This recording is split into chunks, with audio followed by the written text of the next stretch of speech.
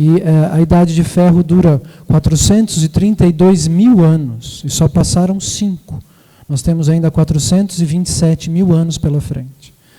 Então, o homem, disso nós já podemos compreender que a nossa medida de tempo, nós achamos que uma coisa é muito antiga se ela tem 200, 300 anos. Para os védicos, uma ideia que tenha 2.000 anos, ela é recente. Ela é considerada, às vezes, uma especulação. Uma invenção filosófica que nasce a partir de uma corrupção da filosofia original. Muito bem. Então, quem sente atração pelos Vedas? Isso é uma coisa muito interessante. Nós falamos, às vezes, sobre esta literatura com muitas pessoas, mas alguns se interessam, outros têm uma certa, até às vezes um certo receio, um medo relativo à literatura védica. Está escrito nos manuscritos que aqueles que seguem os famosos 4 princípios, que são os 4 pilares da vida espiritual, são atraídos por essa literatura, como, por exemplo, a não intoxicação. Então, pessoas que não consomem nada que altere suas consciências, nenhum tipo de droga, nenhum tipo de alucinógeno, nenhum tipo de álcool, elas têm, digamos assim, uma propensão a serem atraídas por estes significados. Outra é a compaixão, ou a não violência, que também se expressa com a alimentação vegetariana. As pessoas que preferem não devorar o corpo de outros animais para se manterem vivas também são mais atraídas por este conhecimento. Aqueles que não pronunciam mentiras, aqueles que consideram a veracidade algo importante, que não são capazes de apostar ou de mentir ou de tentar, como se diz, trapacear com a vida, com jogos de azar, etc., também são mais inclines a compreender o que é dito. E também, por último, aqueles que conjugam a fidelidade dentro das próprias relações afetivas. Hoje em dia, todas essas coisas são difíceis, porque nós estamos em Kali Yuga, e nos parece algo impossível.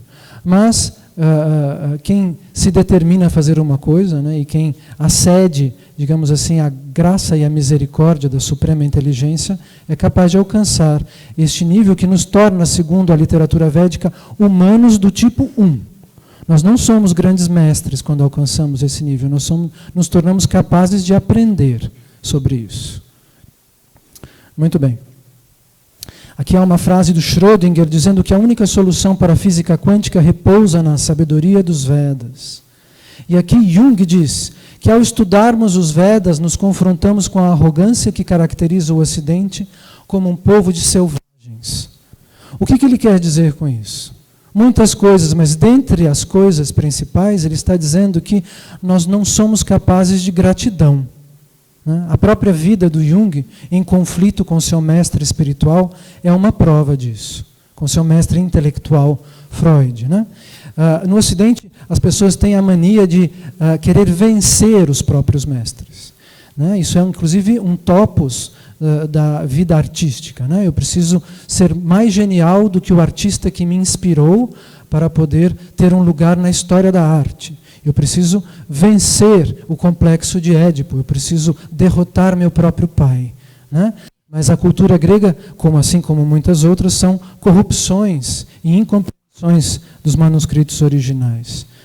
Quando nós não temos gratidão por aqueles que nos ensinaram a falar, a comer como nossos pais, ou aqueles que nos ensinaram a pensar como os nossos professores, nós não seríamos nem capazes de tomar a palavra, segundo os Vedas, pois a palavra nos foi dada através do exemplo destas pessoas. Então a gratidão e a humildade é fundamental. Na literatura não acontece como aconteceu, por exemplo, entre Sócrates e Platão. Sócrates falava, Platão anotava, e depois da morte de Sócrates, Platão publica os escritos do seu mestre, assinando de próprio punho. O nascimento da filosofia ocidental acontece na inauguração do pensamento inteligente no Ocidente. Há um assassinato do guru. Há um gesto de ingratidão profunda. Sócrates passa a ser somente o personagem de Platão. Mas o autor do mito da caverna, da alegoria da caverna, da república, do pensamento filosófico, é Platão. Esse é o marco de fundação de uma filosofia, né, marcada pela ingratidão. Essa é a história do Ocidente. Enquanto que os védicos, ainda hoje, né, agradecem aos próprios mestres e dizem: se há erros, eles pertencem a mim. E se há acertos no que eu estou falando, eles pertencem ao meu guru, ao meu professor. Né? Eu não sou capaz de dizer nada sem a misericórdia dele. E mesmo que um discípulo seja capaz de acrescentar alguma pequena coisa, ele o faz a serviço de seu mestre. Né? Isso é algo quase impensável nos dias de hoje. As pessoas querem receber o prêmio, elas querem ser aplaudidas em primeira pessoa. Não é? Enquanto que nos Vedas as pessoas recusam, na cultura védica, o aplauso e apontam para os mais velhos ou para aqueles que transmitiram primeiramente o conhecimento. Então vocês me permitam fazer a mesma coisa. Eu vou pronunciar um mantra de agradecimento aos grandes filósofos e gurus Vaishnavas. Om Magyanati Mirandasha Gyananjanan Shalakaya Chakshurun Militam Yanatasma Shri Gurave Namaha Vanchakalpatarubhyascha Kripa Sindubhya Evacha Patitanam Pavanebhyo Vaishnavebhyo Namo Namaha Jai Shri Krishna Chaitanya Prabhu Nityananda Shri Advaita Gadadhara Shiva Sadi Gaura Bhakta Vrinda Ki Jai. E o Mahamantra: Hare Krishna, Krishna Krishna, Hare Hare, Hare Rama, Rama Rama, Hare Hare. Estes são os 6 Goswamis, os discípulos do Avatar Dourado, que trazem ao mundo o conhecimento sobre a yoga devocional que nos aproxima de Deus. E depois, num pulo de alguns séculos, Bhaktivinoda Thakur, Srila Sarasvati Prabhupada, cujo aparecimento foi ontem ou anteontem, se não me engano, meu Param Gurudeva Bhaktivedanta Madhva Goswami Maharaj e Om Nityalila Pravishta Om Vishnupada Shri Srimad Bhaktivigyana Bharati Maharaj, o mestre aos pés de quem eu me ajoelhei e chorei, como diz o famoso título do livro. Né? Eu escolhi, depois de alguns meses na Índia, procurando um mestre, e meu coração e meu ouvido não tiveram dúvida depois que eu tive a oportunidade de escutar, né, as aulas sobre o conhecimento védico transmitidas por este Vaishnava. Muito bem. Um outro detalhe interessante, antes de começar com o conhecimento mais elevado, é que a NASA reconhece que o sânscrito é a língua ideal para o funcionamento da inteligência artificial. O conhecimento védico ele é todo escrito nesta primeira língua do planeta Terra. E uma coisa muito curiosa é esta: o mundo material é como um reflexo invertido da realidade espiritual. Nós já ouvimos esta frase. Mas quando nós começamos a ouvir detalhes sobre o conhecimento védico, a primeira reação é de estranhamento.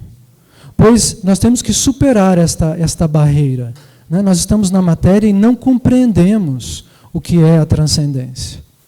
Muitos ficam presos nessa questão, né, dizendo que nessa literatura há algo de mitológico ou algo de alegórico e que não pode ser compreendido de outra maneira.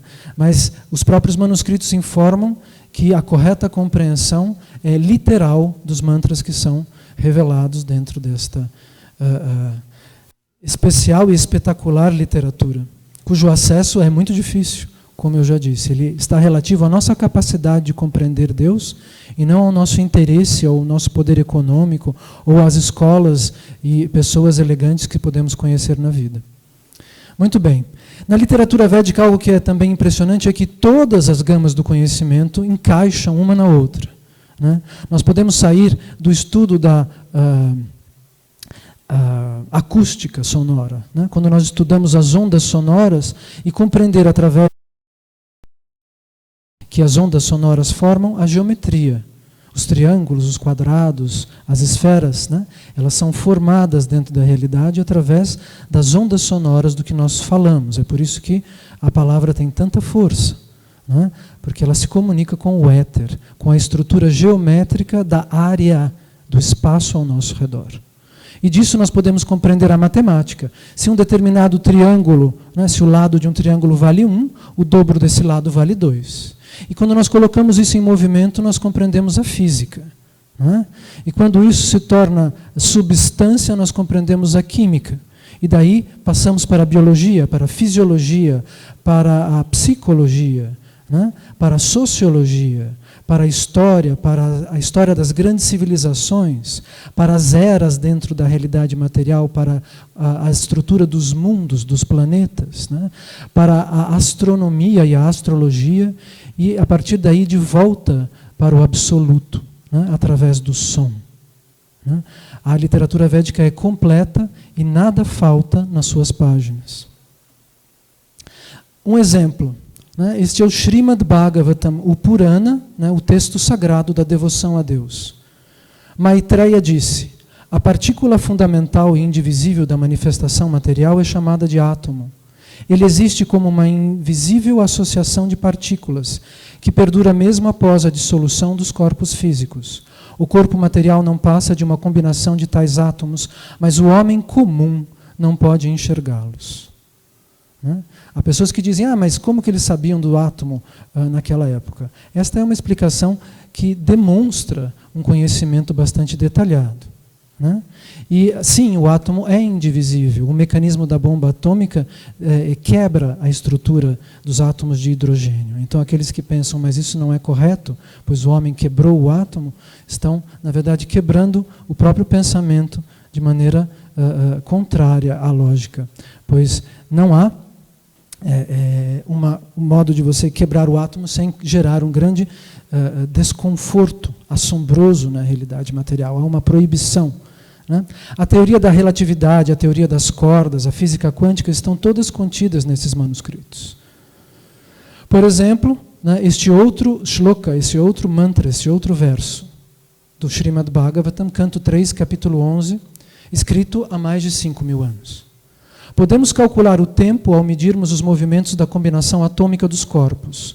O tempo atômico é medido de acordo com o desenvolvimento molecular no espaço, enquanto o tempo que abrange o estado não manifesto anterior às combinações atômicas é chamado de Kala Chakra, a órbita do tempo eterno.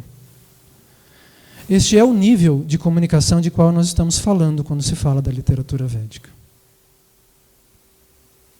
A divisão do tempo é calculada da seguinte forma: 2 átomos se ligam a um átomo duplo e 3 átomos duplos produzem uma estrutura atômica hexagonal. Tal processo acontece na duração de um truti, que equivale a 1 segundo dividido 1687,5 partes. Esse cálculo, essa medida matemática avança se somando em diferentes estruturas, atinge o minuto, a hora, o dia, o mês solar, o mês lunar, as eras do universo, cíclicas, a pulsação do cosmos, né, e revela a idade do nosso universo geral, 311,04 trilhões de anos. Nenhum dos cálculos que nós podemos verificar está errado. Há cálculos que nenhum maquinário pode alcançar. Mas a medida é, se estão certos todos estes, por que não estariam certos os outros? Confirmou. Olha lá. Essa molécula hexagonal é o componente visível dos raios do Sol. Então, esse hexátomo, esse átomo feito de... essa estrutura tripla feita de 3 átomos de 6 que se dão a mão no espaço, segundo o Bhagavatam, começa a ser visível através da estrutura da luz solar, aquela que passa através dos furinhos da persiana. O som é a prova. Segundo a própria ciência contemporânea, o som é a prova da existência de algo. Para que uma frequência ou vibração sonora seja detectada, é necessária uma fonte. Então, os ocidentais dizem, penso, logo existo. Os Vedas já tinham dito isso. Aquilo que emite som existe. O que é um pensamento, senão um som mental?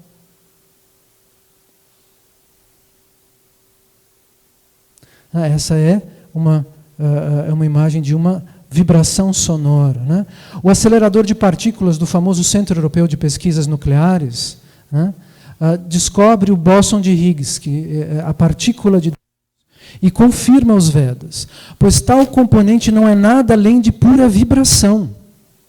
Né? O homem foi pesquisando dentro do átomo, entrando cada vez mais fundo, e descobriu que a menor partícula da matéria é uma vibração. Né? Ela é como uma nota musical. É por isso que existe a teoria das cordas. Né? String theory, das cordas de um violoncelo. A teoria teria um nome mais correto, se fosse a teoria das notas, dizendo que o universo é feito de som, né? Assim como dizem os Vedas. E que som é esse? Né? Nós todos já ouvimos falar do Om, né? Do Omkar, do primeiro mantra, do primeiro som que ecoa dentro do universo. Todos nós já ouvimos. O Om é tudo. Né? Mas o que isso significa é de difícil compreensão se nós não nos aproximamos dos grandes Vaishnavas que explicam os Vedas de maneira apropriada. Né? Então, essa vibração sonora, né, essa geometria feita a partir do som acontece dentro do cosmos, né? E o Big Bang, na verdade, nada mais é do que uma grande vibração, ele é o Big Om. Ele não é uma explosão, como nós já explicamos na aula passada. Quem quiser pode assistir as provas científicas da existência de Deus, tanto no site da casa, quanto no nosso canal no YouTube, Ciência Milenária Indiana, onde nós explicamos um pouco mais sobre isso. A ultramoderna teoria das cordas, então, afirma que o universo é composto por ondas. Né? E eles falam de um violino tocando. Mas por que não a flauta transcendental de Krishna?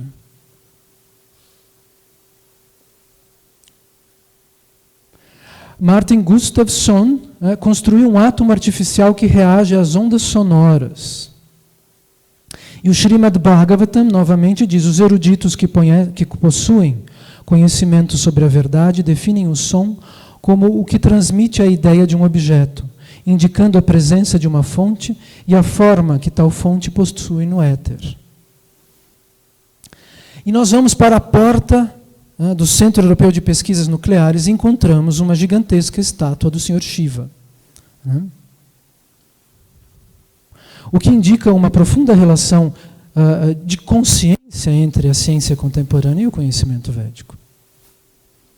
Aqui está a explicação de por que ele está lá. E aqui nós vemos uma imagem que pode parecer uma brincadeira, mas para um olhar bem atento pode parecer uma adoração indireta. Essa imagem que foi produzida com consentimento, obviamente foi vista por milhões e milhões de americanos. Segundo os Vedas, a entidade, a personificação cósmica do Sr. Shiva é capaz de ver o que passa na mente de todos os seres humanos. Então ele está diante de uma grande adoração. E segundo essa mesma nossa literatura védica, Shiva dá o seu favor independentemente do mérito kármico. Então as pessoas podem pedir coisas sem merecer. Curioso. Muito bem, essa é a planta aérea, a vista aérea do Vaticano, e aquela é a Shiva Linga, vista de cima. Ou seja, o instrumento, o objeto que se usa para a adoração dessa potência masculina cósmica, tem o mesmo formato da Basílica de São Pietro. E Vatica, em sânscrito, é um sinônimo para este objeto. Na verdade, o que acontece é que há níveis e níveis de consciência dentro do planeta Terra e, digamos que inconscientemente, as pessoas se relacionam com o Sr. Shiva e com Parvati, com Mahamaya, querendo ou não. Muito bem, quais são os Vedas? Os Upanishads, os Puranas, o Mahabharata, o Bhagavad Gita, o Chaitanya Charitamrita, o Brahma Samhita e outros livros que participam de uma sinfonia perfeita de conhecimento, e que tem determinadas características. Porém, as pessoas imaginam que no hinduísmo, que na cultura védica, a cultura védica é tratada como hinduísmo no Ocidente, mas na verdade, hinduísmo é uma palavra posterior e pejorativa. Na cultura védica existe somente um Deus. Não é verdade que se está falando de uma cultura cheia de deuses. Deus é um, segundo os Vedas. O Senhor Vishnu é a suprema personalidade de Deus, o governador de todos os semideuses deste universo. Somente os tolos consideram que os semideuses sejam iguais a ele. Brihad Sarashranam. Muito bem. Mas como é que essa literatura é traduzida ao mundo? Como é que ela chega ao mundo? E o que é que ela revela? Ela revela os aspectos místicos e os aspectos materiais da realidade passo a passo. Né? Primeiro, por exemplo, o Rig Veda diz ao mundo que o fogo é regido por uma inteligência cósmica, que ele não é algo que acontece independentemente de uma concordância de forças universais que obedecem a um comando. Você não pode atear fogo na água ou numa pedra. Né? Isso tem uma lógica, um porquê, e determinadas lógicas, diferentes lógicas, variam de acordo a diferentes atmosferas, né? E obedecem à inteligência universal chamada de Agni Dev, né? A personificação do semideus do fogo. Né? Não é que ele brilhava. Não, o fogo é um elemento, né? Você não pode reduzir o fogo nem em explicação a nada mais. Se você for explicar o que é o fogo, você é obrigado a usar um sinônimo. O fogo é uma fonte de calor, o calor é um sinônimo do fogo. O fogo é uma fonte de brilho. Né? Isso significa um elemento, é algo que não pode ser reduzido a nada e que corresponde a uma parte desse nosso universo. Todas as formas pertencem a Deus. Muito bem. Então, estrelas, animais, humanos, rostos, braços, números, quadrados, retângulos, mandalas, dimensões, planetas, oceanos, ciências, linguagens, devoção, amor. O que é que não está relacionado ao absoluto? Nós compreendemos que Deus é o absoluto, como podemos imaginar que alguma coisa falte dentro dele?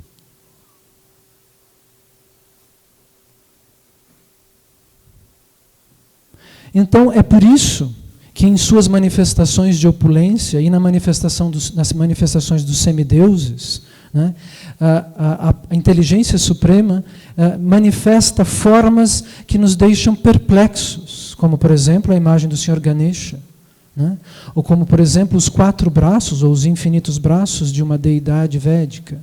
Né? Nós esquecemos de tentar entender o seu significado antes de dizer não compreendo, não acredito, não gosto. Nos escritos de Platão, a influência dos Vedas é constante. O mito da caverna é uma tradução da ilusão de Maia, e Max Müller, o maior comparatista de religião do mundo, o pai da cátedra de religião comparada, ficou em choque quando leu os Vedas e percebeu que toda a filosofia ocidental já tinha sido escrita antes e de maneira muito mais clara. Então, por exemplo, este é um cubo na 4ª dimensão, para os que conhecem um pouco das teorias da matemática e da física contemporânea. Ele se move desta maneira. Ou seja, o que para nós é um cubo, dentro do espaço, respeita uma possibilidade que se relaciona com o movimento dentro do tempo. Nós vamos explicar isso na próxima palestra que faremos aqui em fevereiro, sobre as estruturas do universo material. Né? Esta é uma forma de uma dimensão sucessiva. Segundo a matemática contemporânea, existem de 11 a 12 dimensões.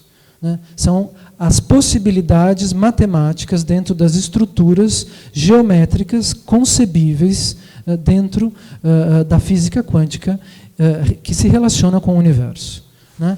Então, curiosamente, os Vedas dizem que Deus manifesta 10 elevado a 60 universos materiais, e que tais universos materiais estão para Deus como sementes de mostarda estão para o homem. Né? Eles são como fagulhas. E o mesmo número de vértices do hipercubo o mesmo número de vértices da construção geométrica da 11ª dimensão coincide com o número de universos descritos nos Vedas. Né? Então, quando nós dizemos que o Mahavishnu, uma expansão de Deus que manifesta os universos materiais, está meditando nas possibilidades dentro do próprio infinito, e que esses universos rodam ao redor de sua cintura, né? Na verdade, nós podemos imaginar que ele está ao centro de uma estrutura na qual ele mesmo projeta as possíveis realidades materiais e contempla o interior destas mesmas realidades de dentro de sua posição transcendental. Esse é de novo o Srimad Bhagavatam. Eu fiz uma foto com a tradução em inglês para que ninguém duvidasse da minha própria tradução. Todos os universos estão conectados geometricamente como num gigantesco arranjo atômico, como numa gigantesca molécula. Estrelas influentes, luminares celestes e mesmo os átomos, todos estão em rotação em suas respectivas órbitas, sob a direção do Supremo. Muito bem. Esse é o desenho longitudinal, ou transcendental da existência. Ali em cima está representado o universo espiritual. Há uma linha branca no meio, como vocês podem ver aqui. Há uma separação entre o universo espiritual e o oceano no qual estão inseridos os universos materiais. Esse é um desenho que se relaciona a este outro desenho aqui. No centro ali estaria o universo transcendental. Só que nós estamos cortando essa realidade e enxergando o que há nos diferentes níveis da realidade manifestada pelo Absoluto. Até este ponto chega a literatura védica. Todas as literaturas dizem que Deus existe, todas as filosofias sérias, à exceção do budismo, mas que diz que nós viemos do nada, mas do nirvana, que é um nada especial, segundo eles explicam, mas as outras literaturas confirmam que Deus existe, e os Vedas dizem como é por dentro, como são os detalhes dessa existência. Então os universos materiais estão rodando num oceano transcendental espiritual ao redor deste outro universo espiritual perfeito. Nós somos descritos também como apêndices cósmicos do corpo espiritual do Mahavishnu, do grande Deus, na sua expansão criadora. Eu vou explicar estas expansões melhor daqui a pouco e também na próxima aula. Então, lá dentro da plataforma transcendental existem realidades que são também explicadas em detalhes. Muito bem. Entre o universo transcendental e os universos materiais existe também o Brahman, explicado nos Upanishads. O brilho absoluto, e a manifestação sem qualidades de Deus, que eu vou explicar melhor daqui a pouco. Mas para aqueles que são apaixonados pelos Upanishads, muitas pessoas dizem, não, os Vedas param nos 4 primeiros Vedas, outros dizem param nos Upanishads, outros consideram os Puranas, outros vão até o Bhagavad Gita. Na verdade, não há uma edição limitada do conhecimento transcendental, mas há uma edição autorizada pelo som da verdade, através do conhecimento daqueles que recebem esse conhecimento oralmente através dos seus próprios gurus, através dos filósofos Vaishnavas. A verdade absoluta, ó verdade absoluta, diz este mantra, 15º mantra do Sri Ishopanishad. Ó verdade absoluta, sustentadora de todos os seres vivos, vossa face está coberta por vossa refulgência deslumbrante como o ouro. Removei esta cobertura e mostrai-vos ao vosso devoto puro. Então, a um determinado momento, o sábio atinge o nível de enxergar tanto as camadas e as dimensões deste universo, quanto o Brahman, o oceano de refulgência, o brilho que nós imaginamos aqui no Ocidente que seja Deus, a gente acha que Deus é uma grande lâmpada, mas há muito mais do que isso. Isso é simplesmente a refulgência dos corpos no corpo transcendental do Absoluto. Então, este santo estava orando e pedindo para que Deus tirasse esta cortina da refulgência corpórea e ele pudesse enxergar a beleza de Deus e o rosto transcendental da pessoa suprema. É claro que desenhos humanos, a gente desenha Krishna na literatura védica e apresentamos, às vezes, imagens que foram desenhadas 50 anos atrás e parecem, então, coisas indianas bastante mais rudes ou outras que são mais complexas, etc. Mas é claro que se está tratando de representações. Nenhum desenho humano pode fotografar a beleza da personalidade e o corpo transcendental de Deus, que não é material. Quando nós vamos entender melhor indo para frente. Ao decodificarmos, por exemplo, essas imagens que a história da arte ou a cultura indiana nos apresentam, né? Uma pessoa se surpreende ao entender que este príncipe, esse desenhinho, né, que parece assim nos olhar de lado destas imagens que nós vemos passar nos filmes sobre a Índia, ou que nós vemos na internet sem saber muito o significado, ou que nós imaginamos fazer parte de uma cultura de malucos e de ciganos que ficam cantando no meio da rua. Na verdade, o seu significado é o absoluto, né? Decodificar os símbolos que envolvem esta imagem nos revelam um conhecimento muito maior do que aquele que nós podemos compreender a princípio, né? O seu significado é Deus.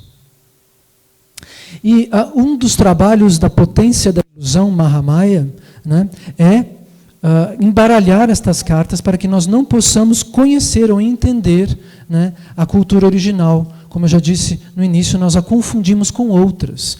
Mas essa é a opinião dos indianos, a opinião dos africanos é outra, né?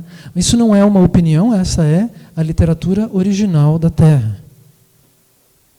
Então, semideuses são manifestações das energias de Deus, qualidades do absoluto que existem dentro da matéria para que a matéria possa ser governada pela mente e pela potência da inteligência suprema.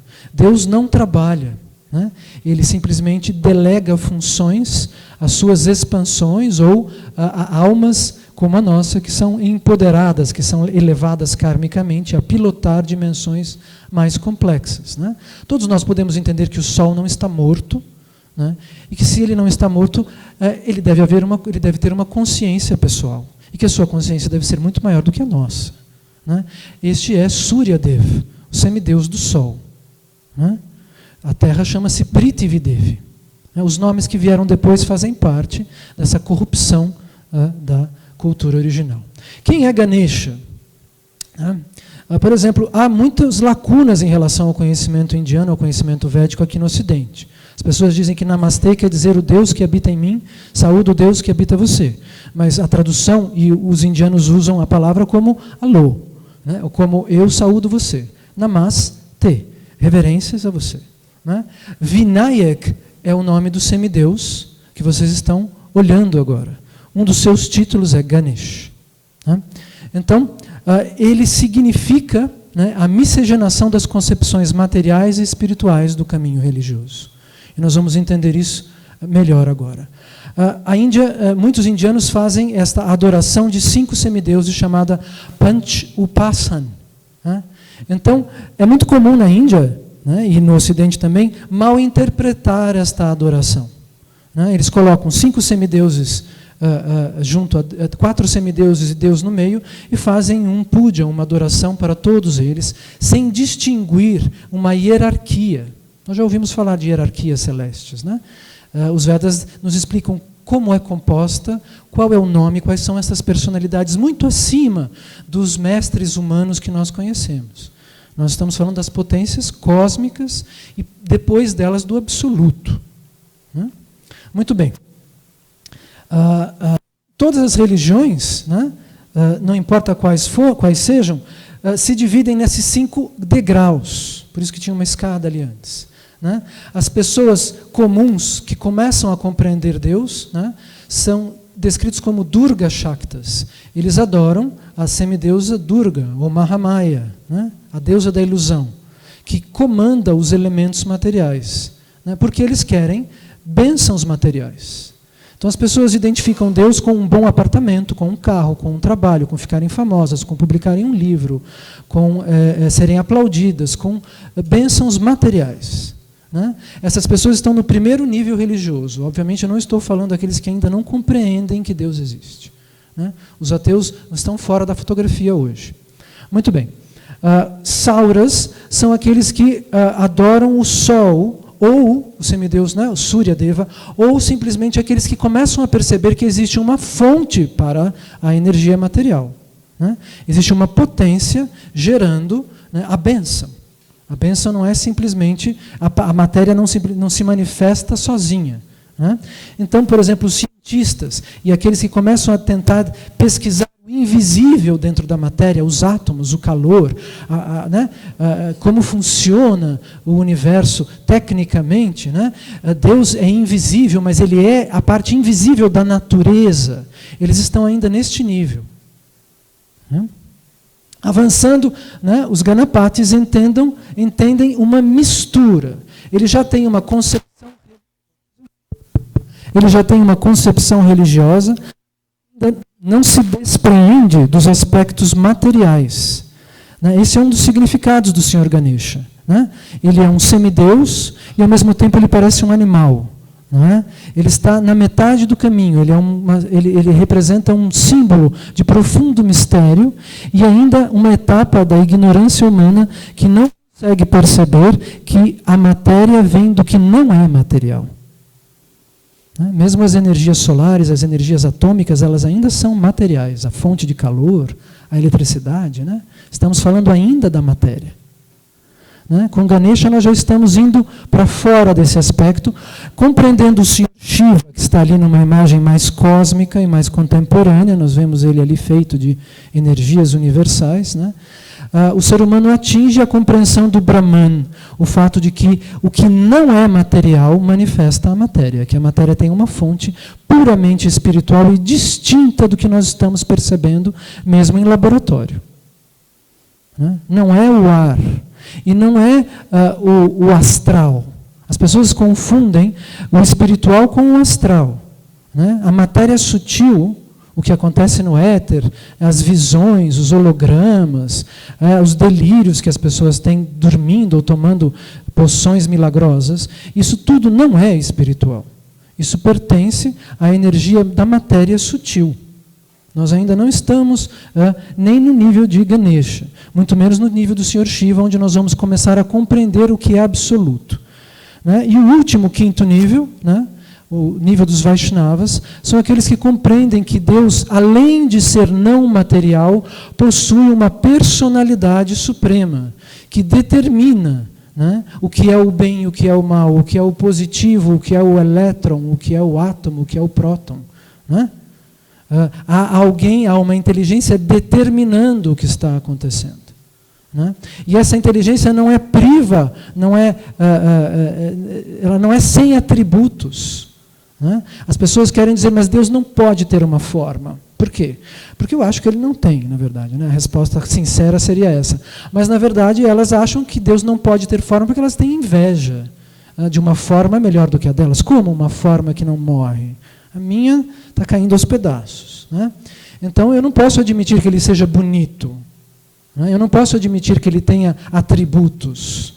Eu não posso nem imaginar isso. O nível de inveja, que é inclusive a culpa pela qual nós estamos na matéria, nós estamos encarnados porque nós temos inveja de Deus, esse é o motivo. Por que nós estamos aqui? Essa é a resposta.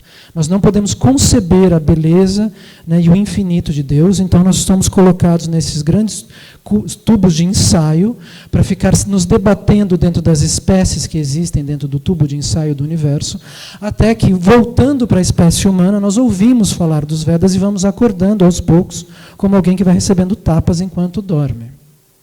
Vida após vida, após vida, após vida.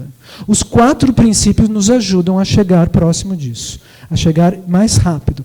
Muito bem, este é o Senhor Brahma, a entidade criadora do universo. Existe uma expansão, digamos assim, de Deus, uma alma responsável pelo projeto material. Né? Deus não vai fazer o projeto de quais átomos vão se encaixar com quais moléculas e quantos planetas vão existir para funcionar, quantas espécies, 8.400.000 dentro deste universo. Né? Mas não é o próprio Krishna quem faz isso. Né? Ele delega esse trabalho ao Senhor Brahma. Né? Então vamos falar desta forma transcendental que é revelada nessa literatura infalível para aqueles que têm a capacidade de ouvi-la, né? E principalmente aqueles que vão buscar seguir os 4 princípios para poderem se sentir mais atraídos por esse conhecimento, né? Que tem muito mais valor do que qualquer outra ação que nós podemos fazer na matéria, pois vai além do teatro, né, em que nós estamos vivendo. Muito bem. Vishnu, Narayan, a expansão de Shri Krishna interna aos universos, né? Então existe o Deus absoluto fora dos universos e existe uma expansão como um reflexo de Deus dentro desses milhões e milhões de universos que está olhando e governando o que está acontecendo. Essa é uma descrição da forma de Deus, de Krishna, dentro do universo material. A expansão de Shri Krishna interna aos universos é descrita como tendo olhos como 2 sóis que nascem no horizonte, o rosto infinitamente belo, uma estrela no centro do peito de onde emana a deusa da fortuna Lakshmi Devi, sua potência intrínseca feminina. E como estando enfeitado por joias espirituais de pé sobre um pássaro espiritual de asas abertas. Todas as formas pertencem a Deus. Se a uma entidade pertencem todas as formas da existência, por que é que ela teria que ser invisível?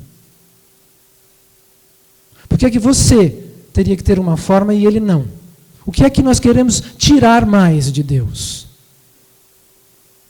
Aonde vai chegar a nossa inveja? Ele não ouve, ele não fala, ele não vê.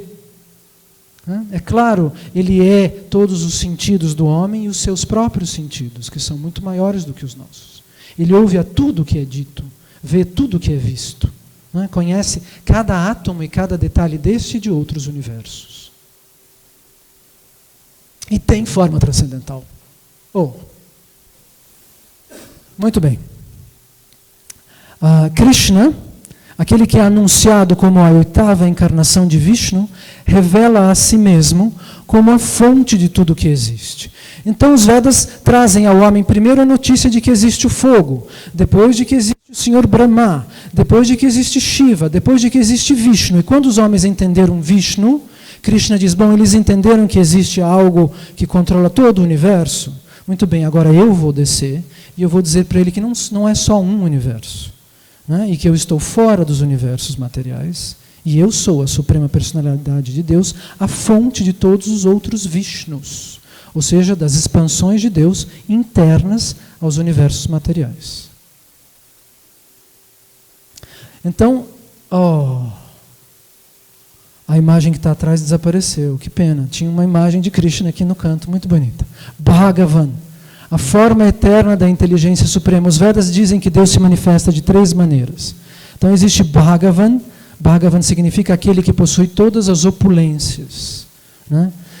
Então ele tem toda a beleza, todo o conhecimento, toda a força, toda a riqueza, toda a fama e todo o autocontrole. Deus é completamente autossuficiente.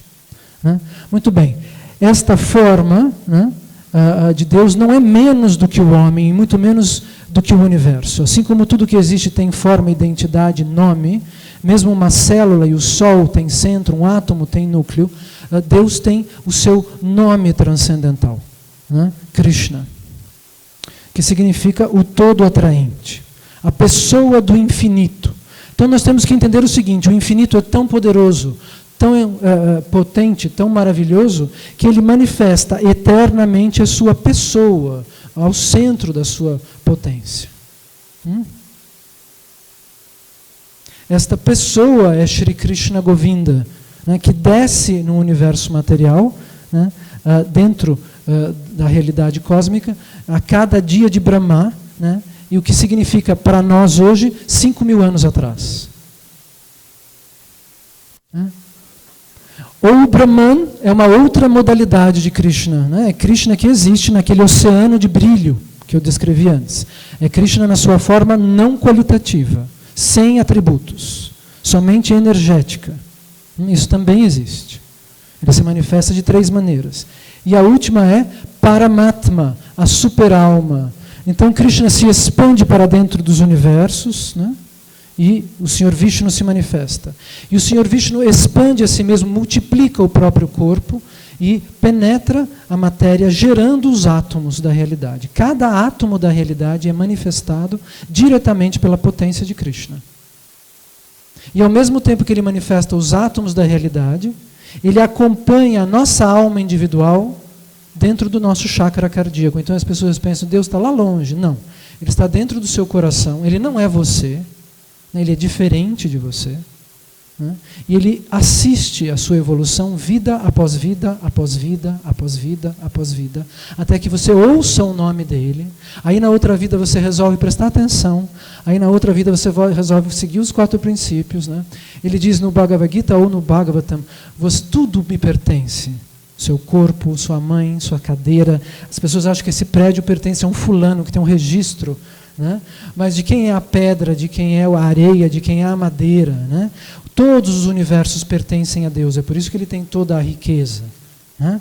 As florestas, os oceanos, os diamantes, a areia, o que for, né? Os corpos humanos. E ele diz: tudo me pertence, você só tem o seu tempo e as suas emoções para que você volte até mim. Para que você venha me conhecer. Na verdade, nós nunca vimos Krishna. Se nós estamos encarnados, nós estamos eternamente nos manifestando dentro dos universos materiais.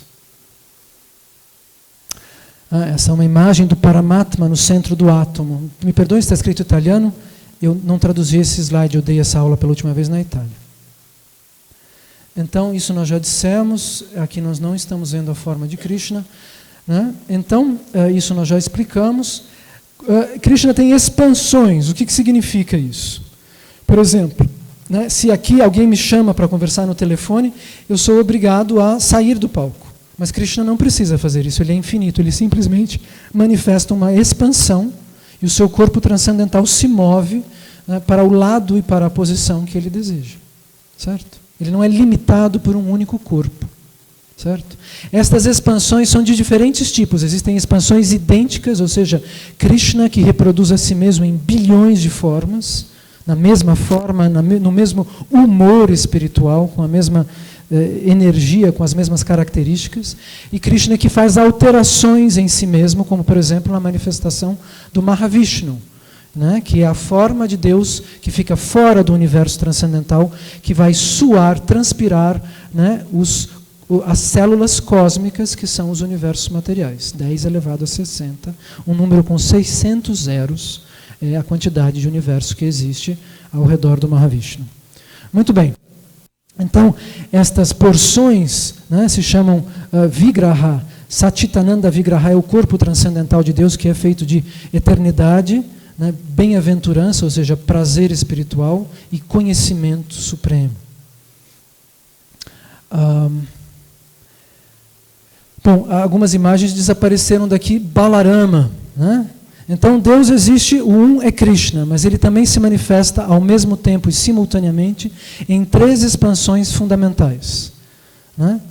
À sua esquerda se manifesta a sua potência feminina, o aspecto feminino do absoluto, Srimati Radharani, ou Shri Radha. Radha significa aquela que sente mais devoção por Deus, né? Ela é a manifestação da adoração, né? E também simultaneamente a manifestação da potência de êxtase de Deus. Ela é o prazer de Deus que sai de dentro do corpo dele, né? E conversa com ele, e se manifesta e se apresenta diante dele, eternamente separada e eternamente una com ele. É difícil da gente compreender certos detalhes da literatura védica, precisa seguir os 4 princípios. Muito bem. À sua direita existe Shri Balaram, né? As pessoas explicam que Krishna deseja se olhar no espelho e ele manifesta como uma imagem idêntica a si mesmo, de outra cor, né? Krishna é descrito como tendo um corpo transcendental azul, de um azul que não existe no planeta Terra. Radharani é descrita como sendo da cor do ouro líquido, né? E tendo olhos da cor da safira, né? Que são da mesma cor, tom de azul do corpo transcendental de Deus, pois ela só tem olhos para vê-lo, né? E Balarama é descrito como sendo branco, né? De um branco como a cor do raio do trovão que desce para a terra, né? Muito bem. Desta expansão de Shri Balarama derivam as outras realidades cósmicas. Cósmicas não, espirituais. E também as cósmicas. Bom, Krishna possui 4 qualidades acima de Vishnu. As pessoas que têm um pouco mais de conhecimento védico podem dizer, mas eu já ouvi dizer que ele é igual a Vishnu Narayan. Mas Krishna tem qualidades de doçura, né, que a manifestação de Vishnu não possui.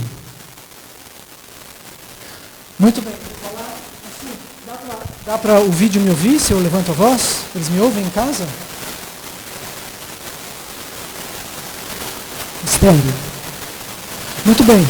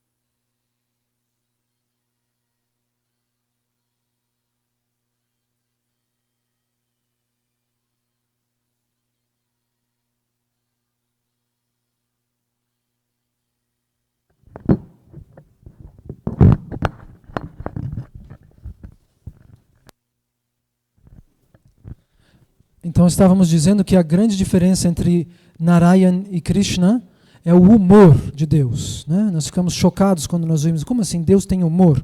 Deus tem tudo que você tem e tudo que todos têm e muito mais do que isso. Infinitamente muito mais, né? Então ele tem características e vontades e desejos e manifestações, né?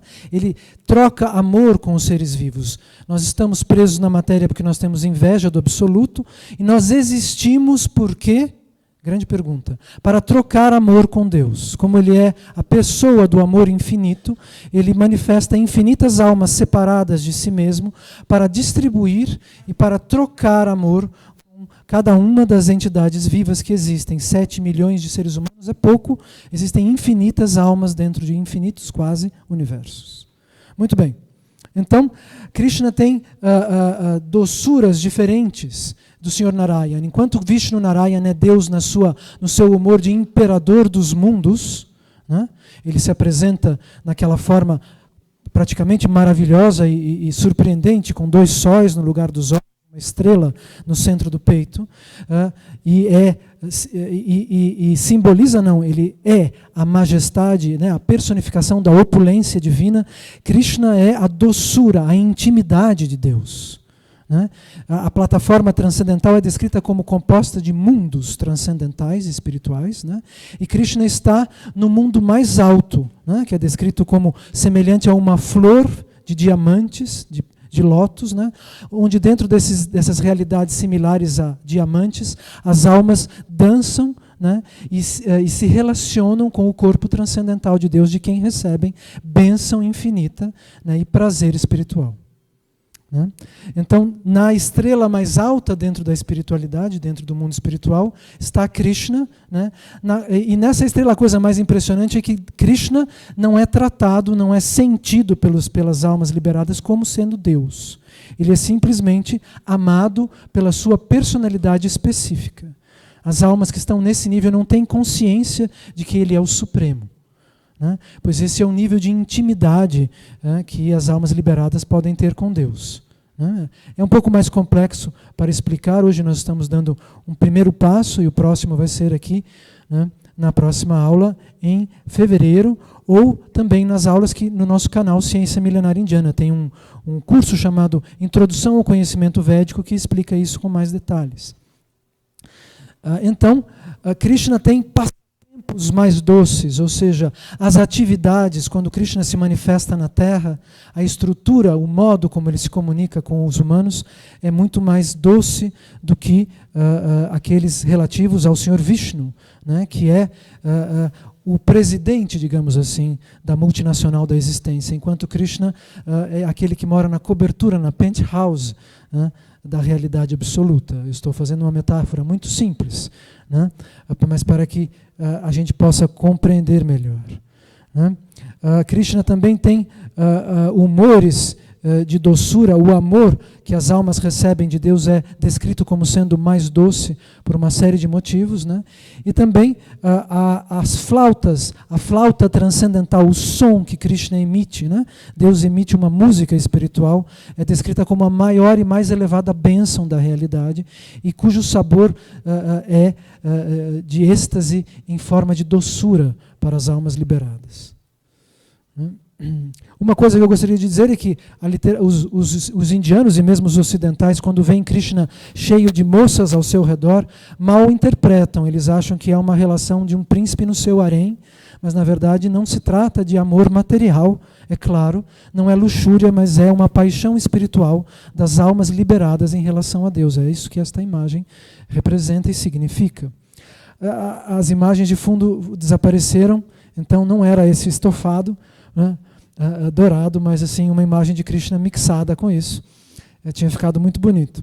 Enfim, a forma espiritual de Krishna também é mais doce do que a forma de Narayan, né?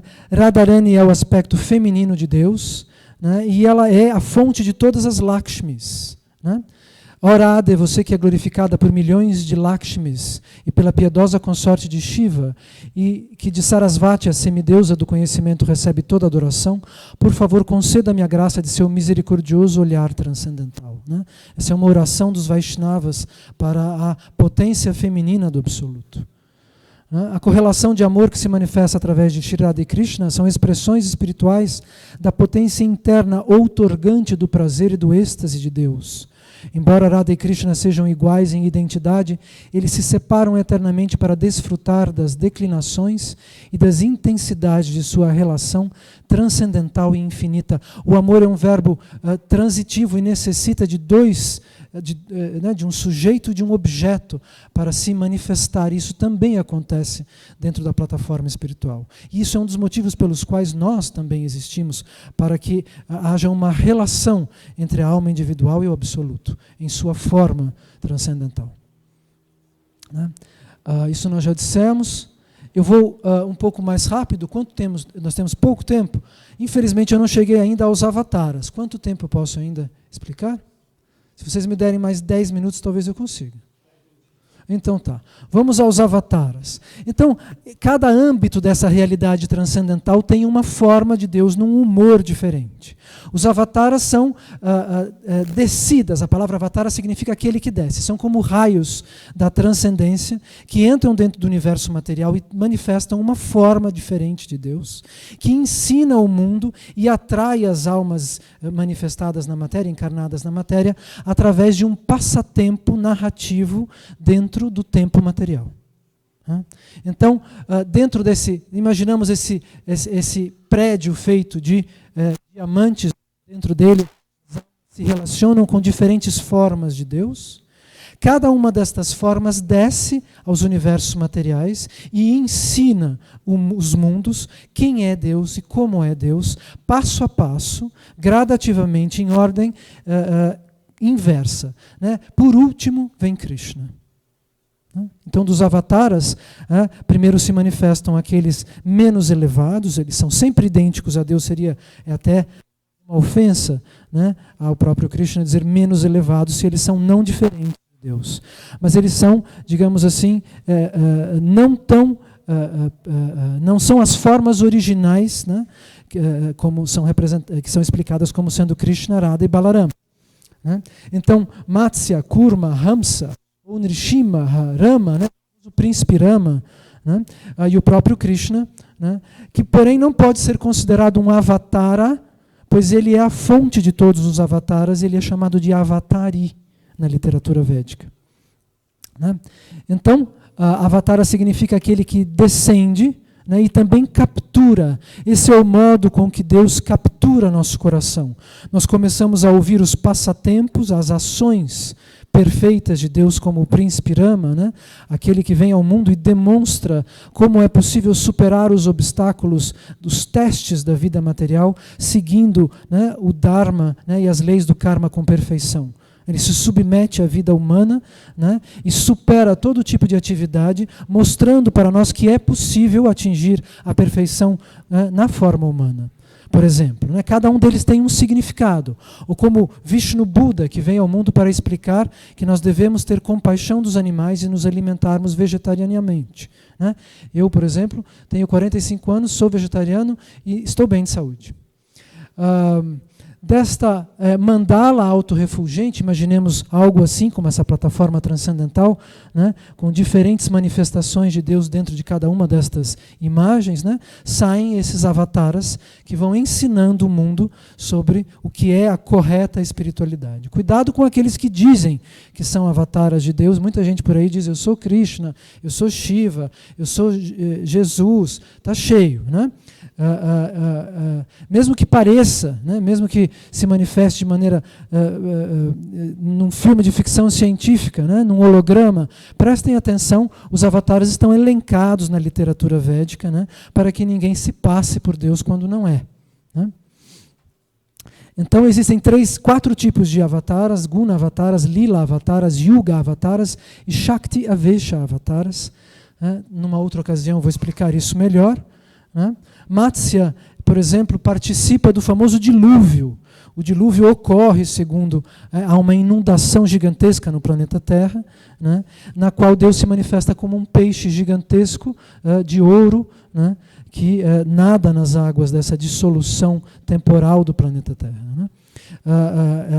As informações que nos chegam das outras religiões têm todas origem nos Vedas. Elas são ou corrupções, ou invenções mais corrupções, ou ouvi o galo cantar e escrevi aqui 2000 anos atrás, que é ontem, né, mas eu não me lembrei bem como era que me explicaram isso lá na Índia.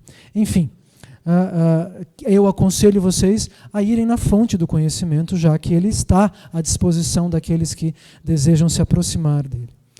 Muito bem, Nishimha, né, o Deus na forma de um leão transcendental, que oferece proteção contra os perigos da dualidade material aos seus devotos. Né?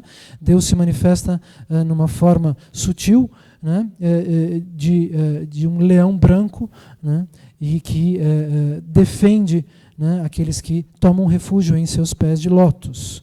Né? Por que dizemos pés de lótus? Porque são pés de perfeição. O lótus é a flor perfeita, aquela que tem, né, em si contém a geometria sagrada, que nada mais é do que as mandalas originais da literatura védica, como nós vamos explicar na próxima aula. Rama, como eu já expliquei, que personifica, né, que vive um príncipe na Índia de 1.700.000 anos atrás. Né? As eras são muito maiores do que a gente imagina. Né? As dissoluções entre uma era e outra para o homem moderno são cataclismas dos quais ele não tem notícia, né? Ele não sabe exatamente como foi e o que tinha antes. A literatura védica nos dá detalhes de todas estas eras e em qual Kali Yuga nós estamos, inclusive. Né? O Senhor Brahma atualmente tem 51 anos, segundo os cálculos dos sábios. Né? O Senhor Brahma é o arquiteto, o designer da realidade material, né? A personificação deste universo, o semideus responsável pelo universo. Né?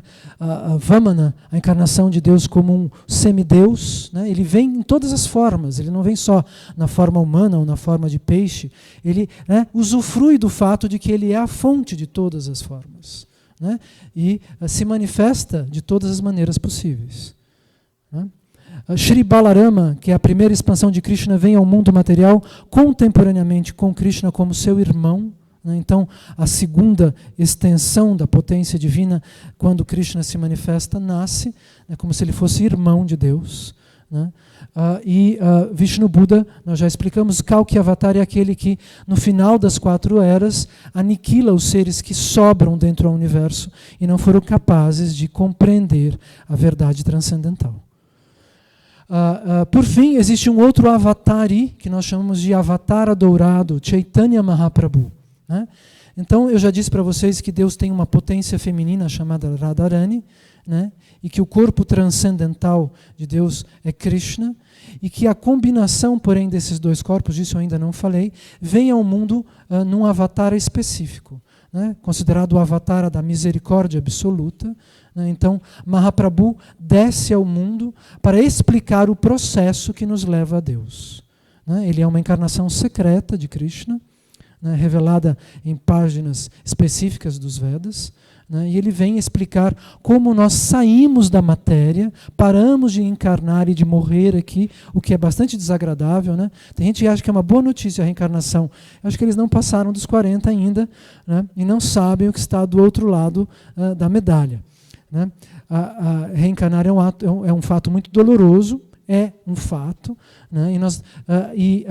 Assim como uma borboleta que está virando, assim como uma lagarta que está tentando virar borboleta, o nosso objetivo é sair desses casulos que se dissolvem dentro do tempo e, atingindo consciência eterna, assumir a nossa forma eterna transcendental, né? Com a qual nós nos relacionamos com o Supremo. Muito bem, Mahaprabhu é aquele que traz ao mundo o processo para fazermos isso, né? Faz parte do processo o canto do Mahamantra, né? Eu falei sobre o Mahamantra Hare Krishna, que são os santos nomes de Deus, que existem antes do Om, né? Ou em concomitância com o Om, mas que são superiores, que é superior ao Omkar, pois ele é a invocação que toca na entidade eterna de Krishna, pois ele é não diferente do próprio Deus. Assim como Deus é absoluto, o nome de Deus é não diferente dele mesmo. Muito bem. Eu vou ler, para encerrar, os primeiros mantras do Chaitanya Charitamrita, que são as invocações de agradecimento para a manifestação do Avatar dourado.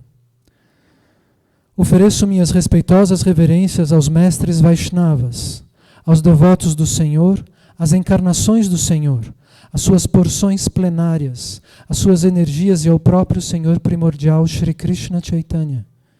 Ofereço minhas respeitosas reverências ao Avatar dourado Shri Krishna Chaitanya e ao Senhor Nityananda. Nityananda é Balarama, que volta ao mundo junto com Krishna, né, para esta manifestação.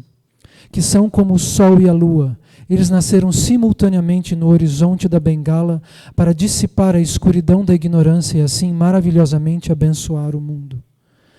O que os Upanishads descrevem como o Brahman impessoal é apenas a refulgência de seu corpo, e o Senhor conhecido como a superalma é apenas uma expansão localizada no coração dos seres vivos, junto às suas almas individuais. Ele é a própria suprema personalidade de Deus, Shri Krishna, pleno de suas 6 opulências transcendentais.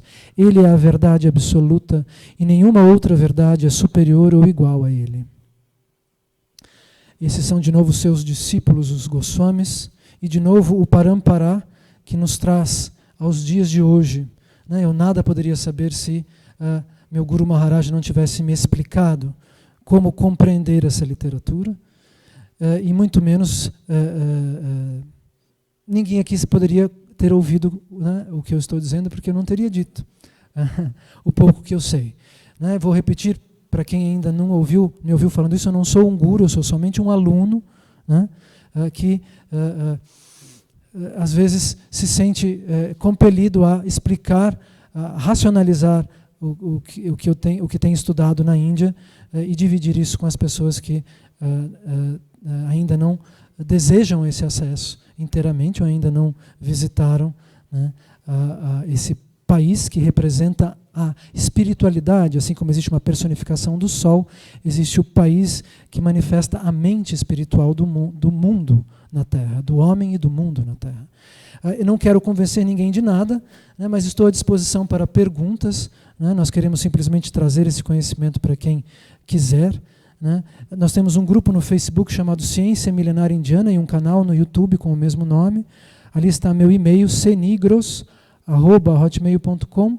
Tem um contato 99622330, né, e meu nome, vocês podem me adicionar e me fazer a pergunta que vocês quiserem. Mais uma vez agradeço a paciência e a presença de todos vocês. Hare Krishna e até a próxima.